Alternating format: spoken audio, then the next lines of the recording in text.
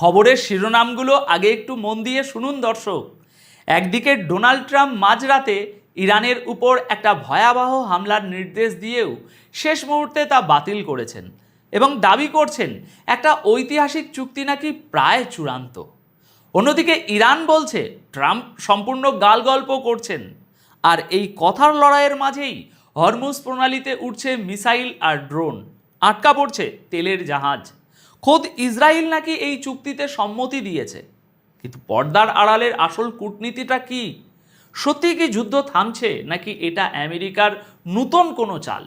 আজ 12ই জুন 2026 আমি আপনাদের সামনে মধ্যপ্রাচ্য এবং বিশ্ব রাজনীতির এই সমীকরণের প্রত্যেকটি লেয়ার আজ এক একটা করে খুলব।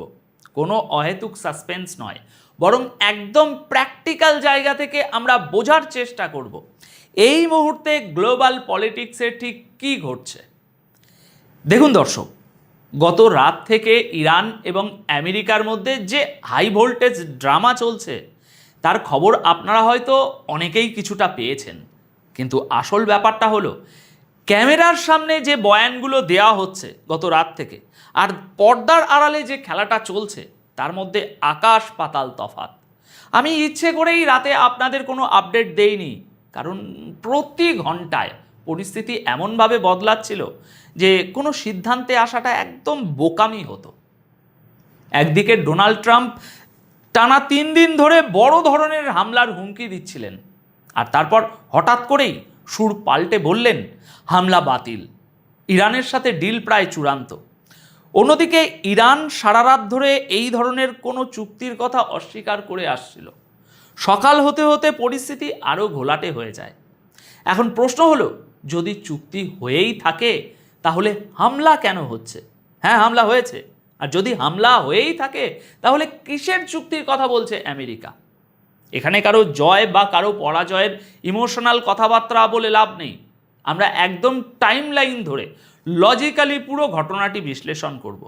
এই ভিডিওটি দেখার পর আপনার কাছে দিনের আলোর মতো পরিষ্কার হয়ে যাবে যে আসলে এই মুহূর্তে মধ্যপ্রাচ্যে পশ্চিমা দেশগুলোর আসল স্ট্র্যাটেজি কী। তবে একটা কথা শুরুতেই বলে রাখি, যদি কোনো চুক্তি তৈরি হয়েও থাকে তবে সেটা খুবই দুর্বল একটা চুক্তি, যা যে কোনো মুহূর্তে ভেঙে টুকরো টুকরো হয়ে যেতে পারে। চলুন শুরু করা যাক গতকাল রাতের একদম স্পেসিফিক টাইম লাইন ধরে। রাত ঠিক 2টোর সময় ডোনাল্ড ট্রাম্প হঠাৎ করেই একটা বড় ঘোষণা দেন। তিনি জানান যে আজ রাতে ইরানের উপর যে ব্যাপক বোমাবর্ষণের পরিকল্পনা আমেরিকার ছিল তিনি তা বাতিল করেছেন। এর কারণ হিসাবে ট্রাম্প দাবি করেন যে ইরানের সর্বোচ্চ নেতা এই চুক্তির একদম শেষ পয়েন্টগুলোতে সম্মতি দিয়ে দিয়েছেন। ট্রাম্পের এই কথায় মনে হচ্ছিল যেন সব কিছুর সমাধান হয়ে গেছে এবং যুদ্ধ শেষ। কিন্তু এখানে একটা জিনিস বুঝতে হবে দর্শক, সেই মুহূর্তেও ইরানের তরফ থেকে এই চুক্তির কোনো অফিসিয়াল কনফার্মেশন ছিল না। এরপর পরিস্থিতি আরও পাল্টে যায়। মাত্র কয়েক ঘন্টা পর ভোর প্রায় 4টের সময় ইরানের তরফ থেকে সরাসরি জবাব আসে। ইরান স্পষ্ট ভাষায় জানিয়ে দেয় যে ট্রাম্প পুরোপুরি গাল গল্প মারছেন, এমন কোনো চুক্তি এখনও সম্পূর্ণ হয়নি। কিন্তু আমেরিকার এই মাইন্ড গেম এখানেই থেমে থাকেনি। এরপর আসে আজ 12ই জুনের ভোর 4:30 আপডেট। এই সময় ডোনাল্ড ট্রাম্পের আরেকটি বয়ান সামনে আসে, যা পুরো ঘটনাকে আবার নতুন করে ঘুরিয়ে দেয়। এবার ট্রাম্প দাবি করেন যে আমেরিকা এবং ইরানের মধ্যে এই উইকেন্ডেই, অর্থাৎ চলতি সপ্তাহেতেই চুক্তি স্বাক্ষর হতে পারে। তিনি আরও বলেন এই চুক্তি হওয়া মাত্রই হরমুজ প্রণালী আবার সবার জন্য খুলে দেয়া হবে এবং এই চুক্তিতে আমেরিকার হয়ে ভাইস প্রেসিডেন্ট জেডি ভ্যান্স সই করতে পারেন। কিন্তু ট্রাম্পের এই কথার ভেতরেই একটা বিশাল ফাঁক ছিল। তিনি নিজেই স্বীকার করেন যে এটা কোনো ফাইনাল এগ্রিমেন্ট নয়, বরং এটা একটা মেমোরেন্ডাম অফ আন্ডারস্ট্যান্ডিং বা MOU, যা এখনও অনেকটাই ধারণাগত পর্যায়ে রয়েছে। অর্থাৎ কাগজে কলমে কিছুই এখনও চূড়ান্ত হয়নি। দর্শক, রাত 2টোয় যে ট্রাম্প বলেছিলেন চুক্তি চূড়ান্ত, ভোর 4:30 সেই ট্রাম্পই বলছেন চুক্তি এখনও পুরোপুরি পাকা নয়। এই বারবার বয়ান বদলানোর পেছনে আমেরিকার একটা পুরনো কৌশল কাজ করছে, আর তা হলো প্রপাগান্ডা ছড়িয়ে বিপক্ষকে চাপে ফেলা। এরপর ভোর পেরিয়ে যখন আজ 12ই জুনের সকাল হলো, তখন ইরানের পররাষ্ট্র মন্ত্রণালয়ের মুখপাত্র ইসমাইল বাঘে সরাসরি মিডিয়ার সামনে আসেন। ইসমাইল বাঘের বক্তব্যগুলো যদি আমরা একটু গভীরভাবে বিশ্লেষণ করি, তাহলে পশ্চিমা দেশগুলোর আসল চেহারাটা সামনে চলে আসে।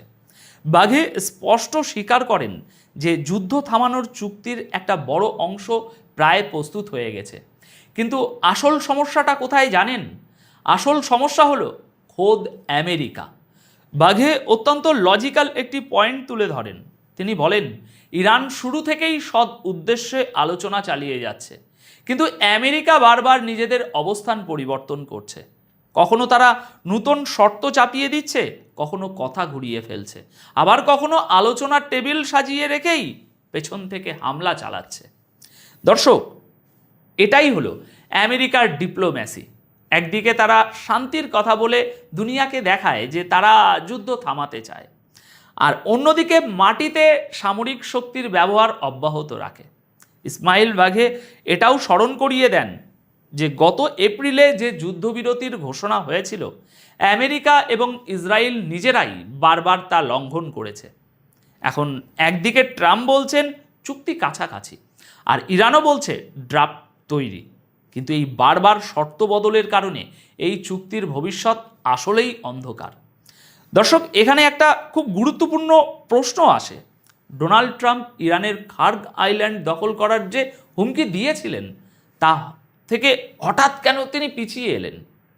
খার্গ আইল্যান্ড হলো ইরানের তেল অর্থনীতির সবচেয়ে বড় লাইফলাইন। ট্রাম্প খুব ভালো করেই জানেন যে এই দ্বীপ দখল নিতে হলে আমেরিকাকে একটা পূর্ণাঙ্গ গ্রাউন্ড অপারেশন শুরু করতে হবে, আর এই গ্রাউন্ড অপারেশন আমেরিকার জন্য যে কতটা ভয়াবহ হতে পারে সেটা পেন্টাগনের অজানা নয়। আজ 12ই জুনের সকালে আসা কিছু রিপোর্ট অনুযায়ী এই হামলার হুমকির পরপরই কাতারের আমির, ইউএইর প্রেসিডেন্ট এবং পাকিস্তানের সেনাপ্রধান আসিফ মুনির ট্রাম্পের সাথে যোগাযোগ করেন। তারা ট্রাম্পকে বোঝান যে ইরানের সাথে একটা প্রাথমিক চুক্তির খসড়া যেহেতু তৈরি আছে, তাই এই মুহূর্তে হামলা করলে পুরো আলোচনা ভেস্তে যাবে। এই আরব নেতাদের আশ্বাসের পরেই নাকি ট্রাম্প হামলা থামান। কিন্তু এই রিপোর্টের অন্য একটা দিকও আছে। অনেক আরব ডিপ্লোম্যাট এখনও বিশ্বাসই করতে পারছে না যে ইরানের সুপ্রিম লিডার এমন কোনো পশ্চিমা চুক্তিতে সই করবেন। তাদের স্পষ্ট কথা হলো, চুক্তি যখন সামনে আসবে কেবল তখনই তারা বিশ্বাস করবেন।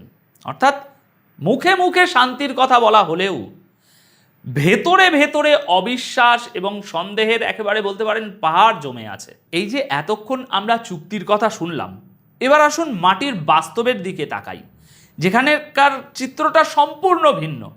আজ 12ই জুনের সকালের দিকে খবর এসেছে যে হরমুজ প্রণালীর আকাশে আমেরিকান বাহিনী ইরানের দুটো অ্যাটাক ড্রোন গুলি করে নামিয়েছে। আমেরিকান সামরিক কর্মকর্তাদের দাবি, ইরান এই ড্রোনগুলো দিয়ে হরমুজ প্রণালী দিয়ে যাওয়া বাণিজ্যিক জাহাজগুলোতে হামলার প্রস্তুতি নিচ্ছিল এবং তারা সেগুলোকে মাঝপথেই ধ্বংস করে তাদের অপারেশন থামিয়ে দিয়েছে।